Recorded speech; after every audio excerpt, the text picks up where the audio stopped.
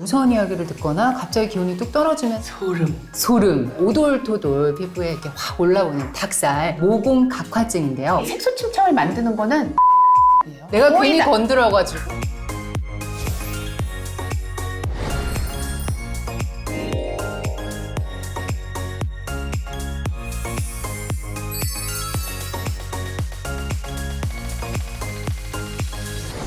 안녕하세요. 예뻐지는 굿라이프 박소연입니다. 네, 안녕하세요. 피부과 전문의 김현진입니다. 네, 선생님. 무서운 이야기 혹시 좋아하시나요? 저 무서운 거 싫어하는데요.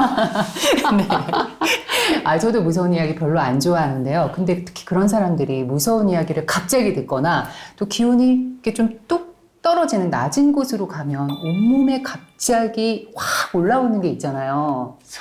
소름. 네, 소름과 함께 닭살이 올라오는데요. 자, 이런 닭살이 계속 피부에 남아있는 그런 질환이 있다고 합니다. 바로 모공각화증인데요. 오늘은 모공각화증에 대해서 자세히 알아보도록 하겠습니다. 모공각화증. 사실 저는 굉장히 좀 낯선 이름이거든요. 이게 어떤 병명인가요? 굉장히 많아요. 네. 이제 닭살이라고 하죠. 닭살. 네, 전문적인 용어로는 모공각화증.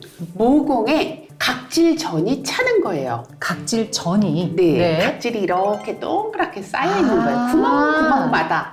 그게 다 각질인 거예요, 그러면? 그래서 그게 이제 도돌도돌하게 보이는 네네. 닭살처럼 보인다 해서 오. 모공각화증 닭살이라고 하는 거죠. 네. 이 모공각화증은 주로 뭐 얼굴에 많이 나타나요? 아니면 어디 심지어 다른 부위에 나타나는 부위가 있나요, 따로?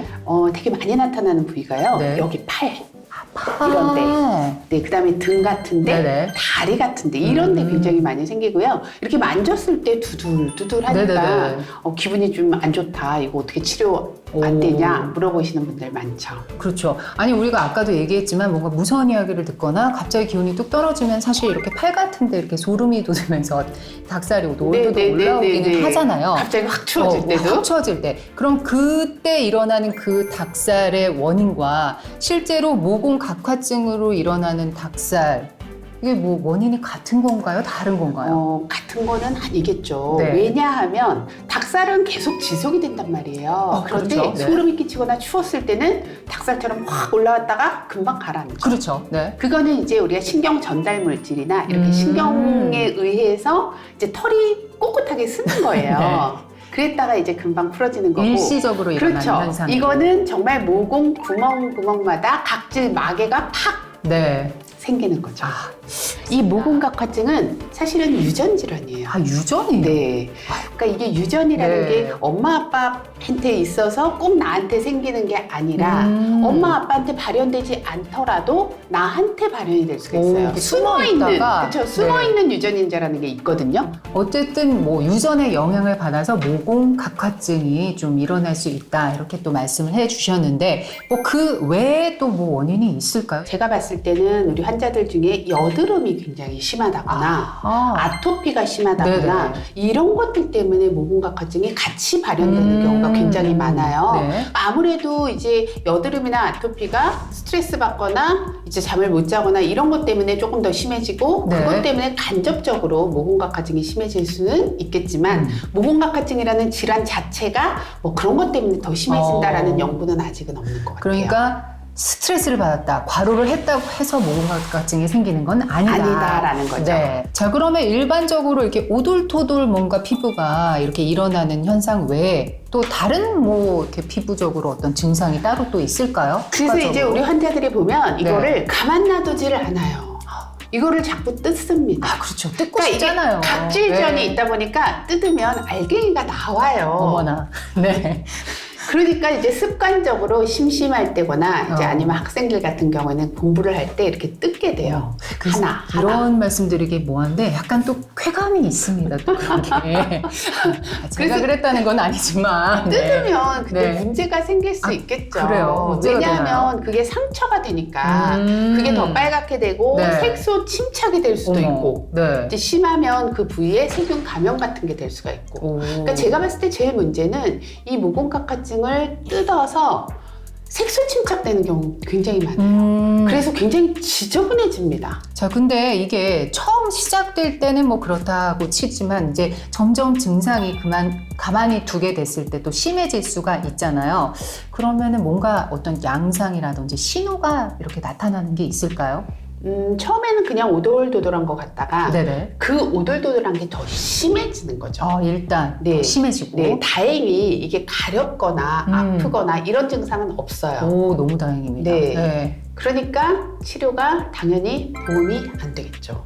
아, 그게 또 그렇게 연결이 네, 되는구나. 네. 자, 근데 이게 얼굴에도 또 일어날 수 있잖아요. 모공각화증이. 그러면은 오돌토돌 일어나니까 그 좁쌀 여드름하고 좀 헷갈릴 수도 있을 것 같아요. 이 얼굴에요. 의외로 어린 아이들한테 굉장히 많아요. 여기 생기는 경우 여드름이나 아토피 있는 경우도 같이 있는 경우가 굉장히 많죠. 아, 그게 같이 동시에 네, 일어날 네, 수도 네. 있겠네요. 네. 네. 일단 어린아이의 예를 들었는데 그러면은 모공각화증이 주로 어린아이들한테서 많이 나타나는 건가요? 그러니까 이제 시작은 네. 초등학교나 중학교 때 많이 시작이 되는 거로 보이고요. 네. 이제 나이가 들면서 서서히 좋아지기도 하고 오, 다행입니다. 그냥 쭉 연결이 되는 경우도 안 있어요. 돼. 쭉 연결되면 안 네. 돼. 아니, 그러면은 성인이 돼서 갑자기 모공각화증이 또 생길 수도 있어요. 생길 수도 있죠. 그러니까 이게 발병이 되는 시기는 사람마다 굉장히 다르거든요. 그래요? 네. 그래서 모공각화증이라 그래서 꼭 어렸을 때만 생기는 건 아니고요. 성인이 돼서 없어지기도 하고 성인이 돼서 새로 시작이 되는 사람들도 있으니까 여길 만졌는데 약간 우둘두둘하다 싶으면 네. 잘 좀 모공각화증을 의심을 해보는 것도 중요하겠죠. 자, 그러면은 일단 이제 치료 이야기를 좀 본격적으로 해봐야 될 것 네네네. 같은데요. 집에서 뭐 이게 이제 오돌토돌 있으니까 이렇게 각질을 이렇게 좀 벗겨낼 수도 있잖아요, 집에서. 네. 사실 병원에서 하는 치료도 네. 각질을 정돈을 해주는 게 최우선의 치료예요. 네. 그러니까 집에서도 이거를 뭐 밀어내는 게 치료가 될 수는 있겠죠. 그렇죠. 손으로 뜯어내는 건 좀 불안하지만 네. 이렇게 좀 스크럽을 좀 네. 하면은 근데 이제 좋지 않을까요? 너무 강한 스크럽은 좀 조심하시는 게 네네. 좋고요. 그냥 부드럽게 좀 녹여내는 각질 녹여내는 그런 녹여내는 것들이라든지, 느낌으로, 네. 아니면 이렇게 때밀이 수건으로 너무 문지르면 당연히 안 네. 좋겠죠, 상식적으로. 그렇죠. 멀쩡한 그러니까 피부도 네. 너무 빡빡 밀면 안 좋으니까. 네, 그래서 저는 피지를 약간 녹여내줄 수 있는 뭐 아하나 바하 성분 아시죠? 네네. 뭐 살리실산 이런 것들이 좀 함유된 비누라든지 스크럽 재질을 조심스럽게 사용하는 것도 함께 한 사용을 방법이 돼요. 하면서 네, 집에서는 일단 이제 뭐 네. 증상이 경미할 때는 그렇게 그렇죠. 한번 시도를 해보시면 좋을 것 같고 병원을 가면 어떻게 좀 다른 치료가 기다리고 있을까요? 어떻습니까? 그렇죠. 이제 병원에 오시게 되면요. 제가 그다지 미용 치료를 좋아하지 않는 연고를 처방을 해요. 그게 뭘까요? 바로 비타민 A 크림. 비타민 A 크림. 유튜브나 뭐 모양 여기 좋아하실까? 굉장히 네. 좋다라고 엄청 많이 선전이 되어 있는 그러니까요. 레티놀 크림이에요. 좋은 거 아닌가요? 레티놀? 굉장히 좋은 네. 약입니다. 네. 굉장히 좋은데 이거에 부작용이 있단 말이죠. 어떤 부작용이 있을까요? 빨갛게 된다. 그 다음에 굉장히 건조해집니다. 그럼 상당히 생각보다 좀 강한 제품이네요. 그쵸. 네. 이제 농도는 있어요. 이게 네. 0.025부터 시작해가지고 이제 단계별로 있는데 이게 굉장히 효과는 좋아요. 그러니까 얼굴에 주름 없애는 용도로는 제가 아주 별로 좋아하지 않는 크림이기는 하지만 네네. 모공각화증에는 굉장히 유용한 탁월한 효과가 있다. 크림이다라고 보시면 돼요. 네. 그래서 이거를요 가장 낮은 농도의 크림부터 처음에는요 이거를 크림하고 섞어 쓰세요. 바디크림 같은 거. 그냥 단독으로 그쵸? 쓰지 말고 네. 섞어서. 그래서 적응을 좀 시켜야 돼요. 네. 그래서 발랐는데 하루에 한 번만 바르면 되거든요. 주무시기 전에 그렇게 바르고 빨갛게 되지 않는다. 그러면 그 다음 날은 이제 약의 양을 좀 더 늘리고 만약에 빨개진다 그러면 조금 줄였다가 네. 하루를 쉬었다가 쓰고 이렇게 적응을 시키면 돼요. 그렇게 해서 농도를 점차적으로 늘려가는데 네. 이 약은 이제 원리가 뭐냐면요. 각질을 녹여내는 역할을 해줘요. 그러니까 주름을 없애는 거, 여드름을 없애는 것도 각질을 녹여내는 역할을 해주기 때문에 네. 피부가 맨들맨들해지고 여드름도 안에 있는 뭐 농이나 이런 피지 같은 것들이 배출이 되도록 해주는 거고 네네. 마찬가지로 이 모공각화증도 아까 그 각질전에 꽉 차 있다고 그렇죠. 했잖아요. 네. 이 각질전을 녹여서 배출이 되도록 배출해주고. 도와주는 거예요. 네. 그러니까 굉장히 좋은 약인데 그 자극감 그것만 조금 주의하시면 된다라는 거죠. 그냥 어떻게 보면 좀 피부가 예민하고 약하신 분들이 잘못 썼을 때 조금 맞아요. 오히려 독이 네. 될 수도 있는 네. 좀 부담스러운 네, 그런 네. 크림이 되겠네요. 근데 모공각화증에는 굉장히 좋고요. 탁월하다. 단 한 달 이상 써야 됩니다. 한 달 이내가 아니라 네. 한 달 이상. 네. 네. 하루 이틀로는 효과 못 봐요. 오, 오래 써야 되네요. 생각보다. 네, 오래 써야 되고 오래 써도 크게 부작용이 없는 연고예요. 그러니까 나한테 잘 맞다면 네네. 그 초기의 부작용 같은 것만 잘 모니터링을 그래서 하면 괜찮으면 한 네. 달 이상 쓰면은 뭐 네. 많은 효과, 큰 아주 좋은 효과를 볼 효과를 볼 수가 수가 있다. 있어요. 네. 네. 자, 그러면은 이제 이게 아까 말씀하셨을 때 복합적으로 또 나타난다고도 말씀하셨잖아요. 네네. 아토피랑 네. 같이 이렇게 컴바인해서도 일어날 수 있고 아니면 여드름이 났을 때 또 같이 생길 수도 있다고 하셨는데 이렇게 같이 뭐가 일어났을 때는 그럼 치료를 뭐 어떻게 받아야 되나요? 치료는요 따로따로 하시는 거예요. 따로따로. 네, 모공각화증은 가장 효과 좋은 게 아까 얘기한 것처럼 비타민 A 크림. 그리고 병원에서는 이제 각질을 좀 녹여내는 필링 같은 것들을 할 수 있겠죠. 네네. 그러면 훨씬 더 빠르겠죠. 반면에 이제 여드름이나 아토피는 거기에 맞게 따로따로 치료를 하셔야 됩니다. 모공각화증하고 동시에 같이 치료를 하지는 않아요. 동시에 같이 치료를 할 수도 없고 치료 방법도 어쨌든 좀 다르다. 네, 맞아요. 알겠습니다. 자, 그러면은 이제 색소 침착 부분도 저는 살짝 궁금한데 이제 뭔가 좀 심해져가지고 색소 침착이 됐단 말이에요. 그러면 요거를 어떻게 좀 다시 되돌릴 수는 있는 건가요?